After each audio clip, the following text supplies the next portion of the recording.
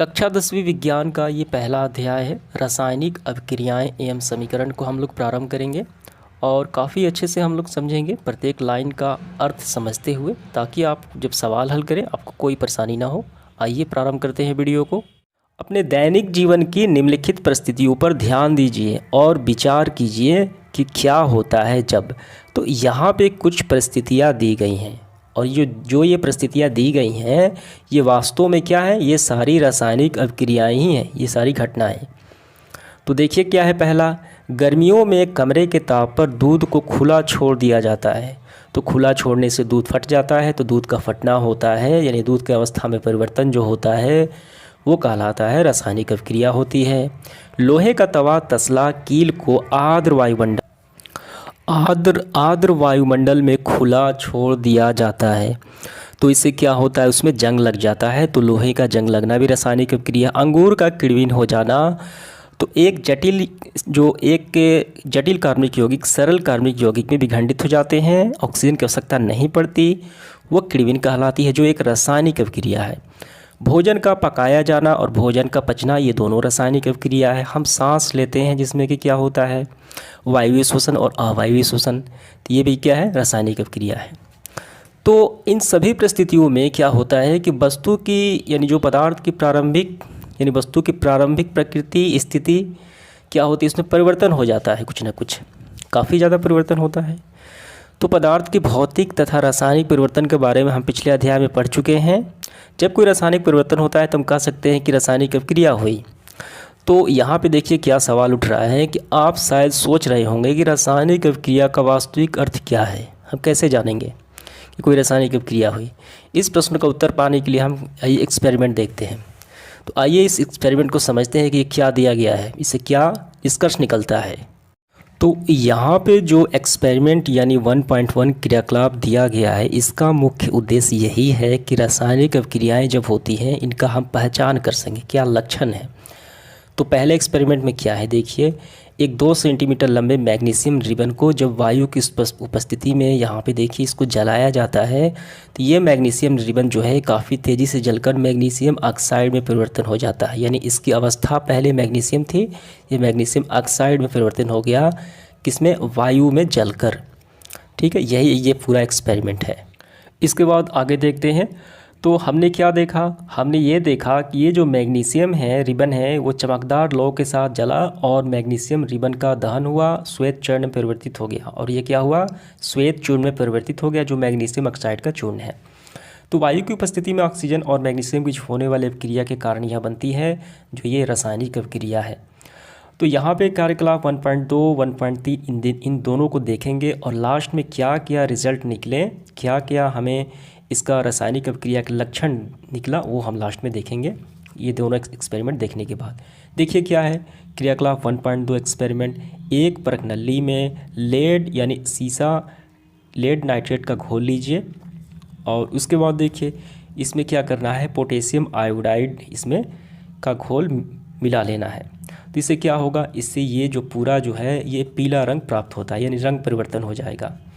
इसके बाद हम एक्सपेरिमेंट देखेंगे क्रियाकलाप 1.3। इसमें एक शक्कावार फ्लास्क या परखनली में कुछ दानेदार जिंक लीजिए।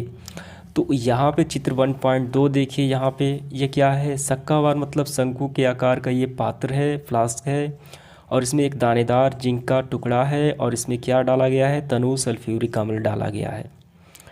तो इसके मिलाने से क्या होगा, इसके मिलाने से अभिक्रिया होगी जिससे हाइड्रोजन गैस मुक्त होगी और इसका तापमान जो है परिवर्तन होगा, ये गर्म हो जाएगा।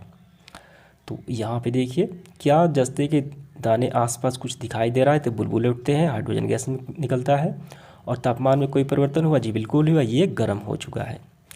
अब यहाँ पे देखिए इन तीनों एक्सपेरिमेंट से हमें क्या निकला, ऊपर दिए गए तीनों क्रियाकलापों के आधार पर हम कह सकते हैं कि निम्न किसी भी परीक्षण की सहायता से हम निर्धारित कर सकते हैं कि एक रासायनिक अभिक्रिया हुई। तो पहले एक्सपेरिमेंट हमने किया मैग्नीशियम रिबन में, उसमें क्या हुआ, उसमें अवस्था में परिवर्तन हुआ। दूसरे में क्या हुआ, इसमें रंग में परिवर्तन हुआ, ये पीला रंग प्राप्त हुआ। तीसरे में क्या हुआ, देखिए इसमें हुआ गैस की निकासी हुई, हाइड्रोजन गैस की निकासी हुई, उत्सर्जन हुआ और टेम्परेचर इन तापमान में भी परिवर्तन हुआ। ये सारे क्या क्या निकल के आए, लक्षण निकल के आए। ये सारे क्या हैं, ये रासायनिक अभिक्रिया के लक्षण हैं। इसके बाद देखिए, तो इसके बाद अगर हम आसपास भी कुछ परिवर्तन को देखें तो हम पाएंगे कि चारों तरफ विभिन्न प्रकार की रासायनिक अभिक्रियाएँ हो रही हैं।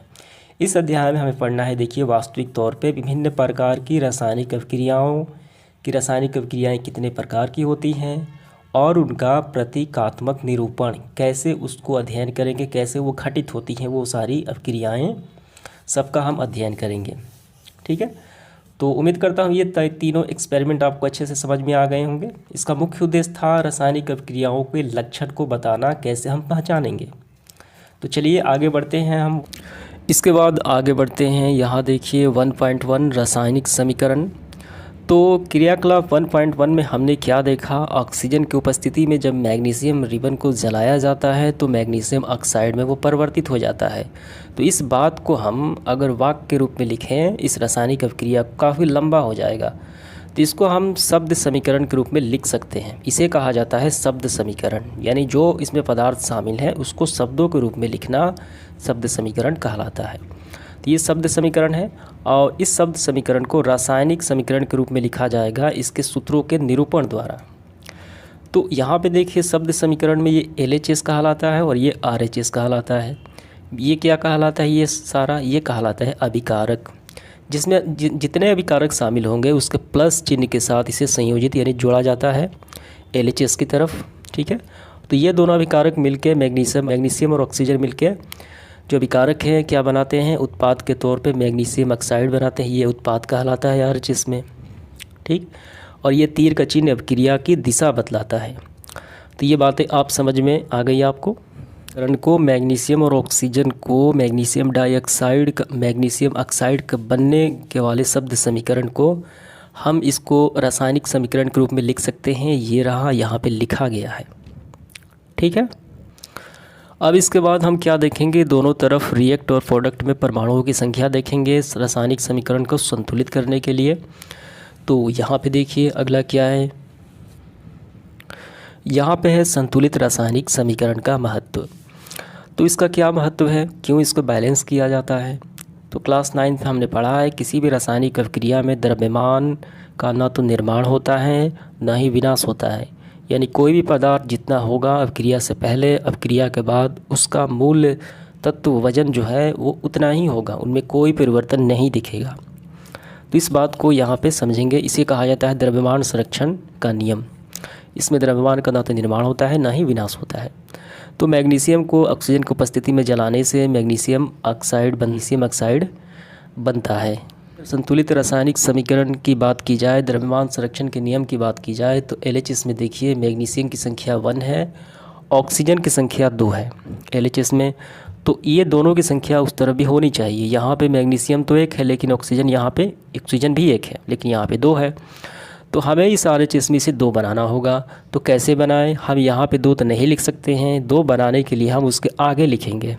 ठीक है, जिसमें ऑक्सीजन अकेले हो तो भी हम आगे लिखेंगे, या किसी यौगिक से जुड़ा हो, किसी तत्व से जुड़ा हो तब भी उसका आगे ही लिखेंगे। तो यहाँ पर हम लिखेंगे 2।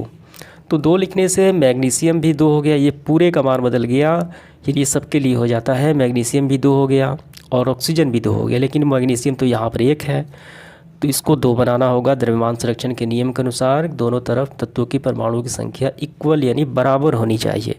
मैग्नीशियम 2, ऑक्सीजन 2, मैग्नीशियम 2 और ये ऑक्सीजन 2।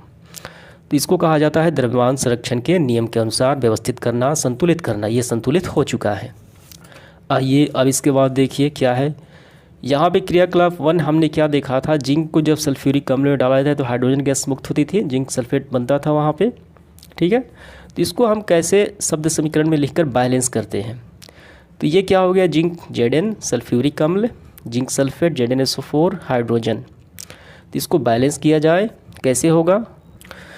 तो सबसे सामान्य सूत्र क्या है, सबसे स्टार्टिंग में देखा जाए दोनों तरफ लेकर कि वो तत्व ये यौगिक उस तरफ कितनी संख्या है। तो आइए देखते हैं, यहाँ पे जिंक देखिए कितना है, 1 है, यहाँ पर भी 1 है, हाइड्रोजन 2 है, हाइड्रोजन भी 2 है, सल्फ़र 1 है, यहाँ भी सल्फ़र 1 है, ऑक्सीजन 4 है, ऑक्सीजन 4 है।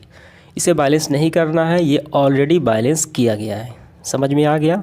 आइए देखते हैं बुक में क्या दिया गया है इसके बारे में। तो यहाँ पे देखिए, इसलिए यह एक संतुलित समीकरण है, यानी ये पहले से बराबर है। यहाँ पे काफ़ी व्यवस्थित तरीके से यहाँ पे बताया गया है, आप इसको आसानी से देख के और समझ सकते हैं। तो यहाँ पे देखिए, आपके बुक में कई सारे इस तरीके के समीकरण दिए गए हैं। तो यहाँ पे देखिए, अगर हम इस बुक की तरह संतुलित करें तो ये 6 चरणों में आपको बताया गया है। 6 चरणों में काफ़ी लंबा हो जाएगा। तो मैं कैसा आसान और काफ़ी बेहतरीन तरीक़ा से मैं आपको बताता हूँ कि आप कोई भी कठिन से कठिन रासायनिक समीकरण को आसानी के साथ हल कर पाएंगे। तो आपको काफ़ी ध्यान से समझना है कैसे करना है। तो यहाँ पे देखिए, यहाँ पे Fe जो है जल के साथ अभिक्रिया करके बनाता है Fe3O4 यानी आयरन सल्फेट, और ऑक्सीजन यानी हाइड्रोजन गैस मुक्त होती है। तो सबसे पहला आपको क्या काम करना है? पहला आपको काम ये करना है कि हम जिसे देखें उस दोनों की तरफ देखें, उसकी संख्या कितनी है, और वहीं पे उसको बैलेंस भी कर दें। अब ऐसा नहीं कि उसको बाद में करेंगे, वहीं पे उसको बैलेंस भी कर देना है। देखिए यहाँ पे लोहा कितना है, Fe आयरन, यहाँ पे LHS में ये पूरा LHS हो गया, तीर से विपरीत चिन्ह चीर के, और तीर के सामने वाला RHS राइट हैंड साइड। तो लोहा की संख्या 1 है, यहाँ पे लोहा की संख्या 3 है। तो हम इस लोहे की संख्या को क्या करेंगे 3 बनाएंगे। तो आइए हम इसी पर बना देते हैं। इस तरीके से देखिए, हम इसको 3 लिख देते हैं। लोहा 3 हो गया, तो यहाँ पर भी RHS में लोहा 3 हो गया। हाइड्रोजन 2 है यहाँ पे, ठीक है। ऑक्सीजन कितना है, ऑक्सीजन 1 है, यहाँ पे ऑक्सीजन तो 4 है। तो हमें यहाँ पे 4 बनाना होगा। कैसे बनाएंगे? तो मैंने अभी बताया है आपको, 4 यहाँ पे नहीं लिख सकते, इसके आगे ही लिखना है, कभी भी आगे लिखना है। तो ऑक्सीजन 4 हो गया। तो इस 4 के लिखने से हाइड्रोजन 4 दूनी 8 हो गया, लेकिन हाइड्रोजन यहाँ पे 2 है, इसको भी 8 करना है। तो हम यहाँ पे इसको 4 लगा देते हैं। अब देखिए बैलेंस हो चुका है। आइए आपके बुक में भी देख लेते हैं। चलिए, तो आपके बुक में भी तो वही बात बताया गया है, लेकिन 6 चरण के बाद ये फाइनल रिजल्ट दिया गया है। देखिए, अभी हमने जो बैलेंस किया, इसको आप इस स्थिति में भी लिख सकते हैं, इसकी अवस्था को भी बता सकते हैं। ये सॉलिड अवस्था S है, ये गैसीय अवस्था है, और ये क्या है, ये भी सॉलिड अवस्था है, ठोस अवस्था, और ये गैसीय अवस्था है। इसके बाद देखिए, पाठ के अंदर वाले प्रश्न दिए गए हैं, तो इसको हम लोग अलग से सेपरेट वीडियो में हल करेंगे। तो चलिए देखते हैं। इसका अगला बिंदु है 1.2 रासायनिक अभिक्रियाओं के प्रकार कौन कौन सी होती हैं रासायनिक अभिक्रियाएं। ये रहा रासायनिक अभिक्रियाओं के प्रकार। तो सबसे पहले हमें पढ़ना है संयोजन अभिक्रिया। तो ये क्या होती है, आइए इसकी परिभाषा पहले हम लोग करते हैं। तो संयोजन अभिक्रिया की परिभाषा यहाँ देखिए, सरल शब्दों में हम कह सकते हैं, जब 2 या 2 से अधिक पदार्थ जिसमें तत्व या यौगिक दोनों शामिल हो सकते हैं, संयोग करके एक एकल उत्पाद का निर्माण करते हैं, तो ऐसी रासायनिक अभिक्रिया को संयोजन अभिक्रिया कहते हैं। जैसे देखिए, हाइड्रोजन और ऑक्सीजन के मिलने से क्या बनता है, जल का निर्माण होता है। तो इन दोनों का गुण इस जल में डिफरेंट होगा, ठीक है। दोनों के मिलने से, हाइड्रोजन और ऑक्सीजन के मिलने से जल का निर्माण हुआ, तो ये संयोजन अभिक्रिया कहलाती है। तो चलिए, यहाँ पे क्रियाकलाप 1.4 में क्या है देखिए, कैल्शियम ऑक्साइड जल के साथ तीव्रता से क्रिया करके बुझे हुए चूने यानी कैल्शियम हाइड्रोक्साइड का निर्माण करके अधिक मात्रा में ऊष्मा उत्पन्न करता है। कौन? ये कैल्शियम ऑक्साइड और जल आपस में अपक्रिया करके बनाते हैं कैल्शियम हाइड्रोक्साइड, अधिक मात्रा में ऊष्मा उत्पन्न करते हैं। एक्विलिब्रियम मतलब होता है जलीय विलयन। यहाँ पे लिक्विड है और ये सॉलिड यानी ठोस अवस्था में है। तो यहाँ पे देखिए, यहाँ पे डायग्राम बताया गया है। तो ये क्या है, ये संयोजन अभिक्रिया है, ठीक है। इसके बाद देखिए आगे क्या है, यहाँ पे कोयले का दहन, यहाँ पे कोयले का दहन जब होता है ऑक्सीजन के साथ, तो क्या बनता है, ये बनता है कार्बन डाइऑक्साइड, ठीक है। यानी कार्बन, कोयले का दहन क्या है, जो गैस अवस्था में है, ये भी गैस अवस्था, ये क्या है, ये ठोस अवस्था में है कार्बन। तो ये संयोजन अभिक्रिया कहलाती है। कार्बन और ऑक्सीजन के मिलने से बना कार्बन डाइऑक्साइड। चलिए देखते हैं इसका अगला बिंदु क्या है। तो इसी में एक प्रकार की अभिक्रिया अन्य होती है, उसमें ऊष्माक्षेपी रासायनिक अभिक्रिया कहते हैं, जिसमें अभिक्रिया होने से ऊष्मा निकलती है। यहाँ पे मीथेन गैस को जब हम वायु की उपस्थिति में, ऑक्सीजन की उपस्थिति में जलाते हैं, तो कार्बन डाइऑक्साइड और जल का निर्माण होता है, प्लस में ऊर्जा निकलती है। तो ऐसी अभिक्रियाएँ कहलाती है ऊष्माक्षेपी अभिक्रिया। हालांकि ये संयोजन अभिक्रिया भी है, ये बात आपको ध्यान देनी है। ये क्या है, जब हम सांस लेते हैं तो यहाँ पे श्वसन की अभिक्रिया दी गई है। वायुई श्वसन होता है, ग्लूकोज का ब्रेकडाउन होता है टूटना ऑक्सीजन की उपस्थिति में, जिससे बनता है कार्बन डाइऑक्साइड, जो हम छोड़ते हैं कार्बन डाइऑक्साइड, जल और ऊर्जा, ठीक, जिसका इस्तेमाल हम करते हैं। तो ये कहलाती है कौन, संयोजन अभिक्रिया। और साथ ही साथ ये ऊष्माक्षेपी अभिक्रिया भी कहलाती है, ऊष्मा निकलती है। और इसके बाद हमारा जो अगला बिंदु है 1.2 ये है वियोजन या अपघटन अभिक्रिया। तो इसका मतलब होता है कोई बड़ा पदार्थ टूटकर छोटे छोटे पदार्थ यानी पदार्थों में खंडित हो जाता है, तो वो कहलाता है अपघटन या वियोजन अभिक्रिया। ये नाम से ही स्पष्ट है। तो इसका एग्जाम्पल हम देखेंगे, क्या है इसका एग्जाम्पल। तो सबसे पहले आपको इसकी परिभाषा जानना चाहिए, क्या है इसकी परिभाषा। इस अभिक्रिया में एकल अभिकर्मक टूटकर छोटे छोटे उत्पाद प्रदान करते हैं, ठीक है। तो ये कहलाती है वियोजन अभिक्रिया। फेरस सल्फेट को जब गर्म किया गया तो बना क्या, फेरस ऑक्साइड, सल्फ़र, यहाँ पे सल्फ़र ऑक्साइड डाइऑक्साइड और उसमें सल्फ़र ट्राइऑक्साइड बना। ये दोनों गैस के फॉर्म में, ये सॉलिड ठोस के फॉर्म में, ये ठोस के फॉर्म में, यहाँ पर ऊष्मा दी गई। तो कौन सी अभिक्रिया है, ये वियोजन अभिक्रिया। ये एक टूटकर ये 3 भागों में बट चुका है। समझ में आ गया, यही आपको समझना काफ़ी इम्पोर्टेंट है, महत्वपूर्ण है। कैल्शियम कार्बोनेट चूना पत्थर को देखिए टूट गया है, कैल्शियम ऑक्साइड और कार्बन डाइऑक्साइड, एक बड़ा सा भाग टूट के 2 भागों में खंडित हो गया है ये ऊर्जा लेकर। ये कहलाती है वियोजन अभिक्रिया। भोजन का पचना भी होता है वियोजन अभिक्रिया, जिसमें भोजन के अवयव खंडित होकर टूट के छोटे छोटे भागों में विभाजित हो जाते हैं, ठीक है। तो यहाँ पर भी देखिए ये लेड नाइट्रेट है, जो ताप देने से ये टूट चुका है, लेड ऑक्साइड, नाइट्रोजन ऑक्सीजन या नाइट्रोजन डाइऑक्साइड, ठीक है।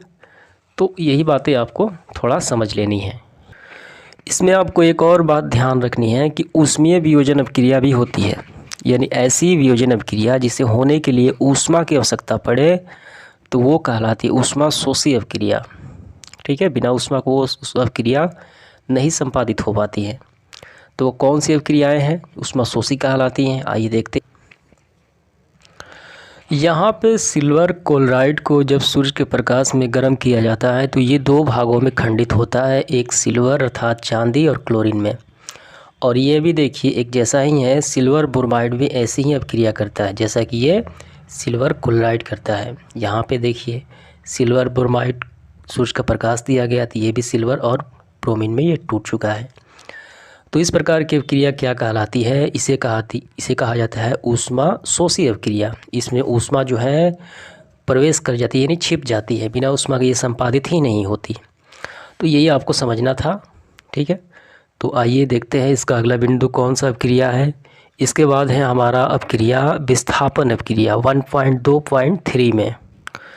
तो विस्थापन अभिक्रिया की सबसे पहले हम परिभाषा देखेंगे, जानेंगे ये क्या है आखिर ये विस्थापन अभिक्रिया।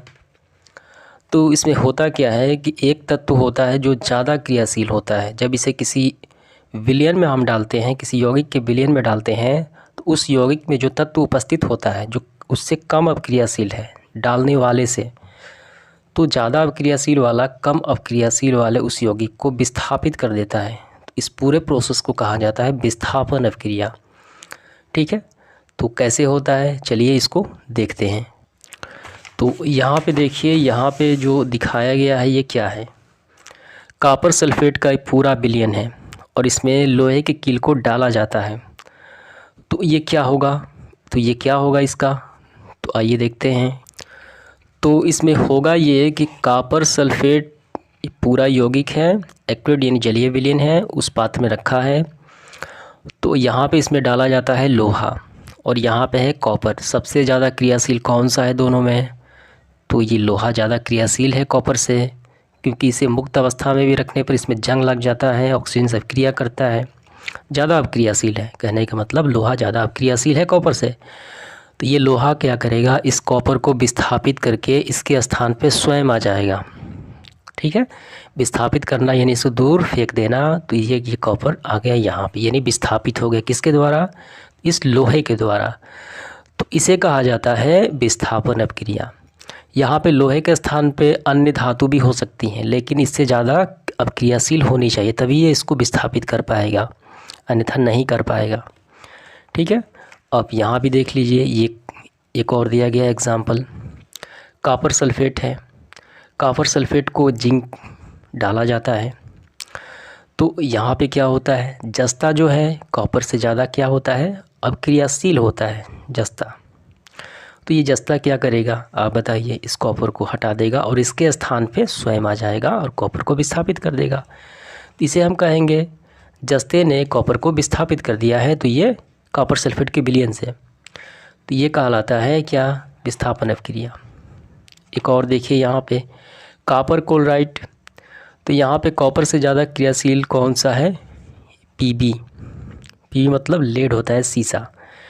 तो ये क्या करेगा, इसको विस्थापित कर देता है, यहाँ पे लेड क्लोराइड बनाता है। तो यहाँ पे देखिए जिंक और लेड जो है, जस्ता और सीसा जो है कॉपर की अपेक्षा अधिक क्रियाशील तत्व हैं।